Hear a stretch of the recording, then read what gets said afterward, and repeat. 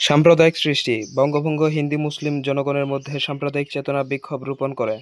ভারতের রাজনৈতিক এই সাম্প্রদায়িকতা চরম আকার ধারণ করে এবং হিন্দু মুসলমানদের মিলনের সম্ভাবনা চিরতর লুপ্ত হয়ে যায়।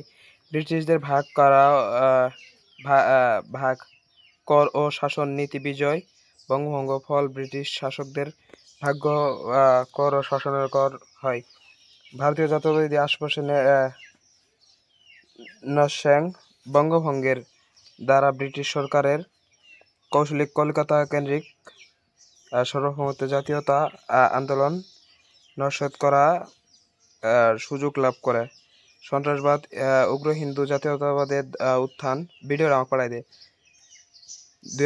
1905 সালে বঙ্গভঙ্গের ফলে ভারতীয় রাজনৈতিক বিশেষ করে বাংলা, পাঞ্জাব, মহারাষ্ট্রের সন্ত্রাসবাদ নৃশংসতামূলক ইমুখত ছিল না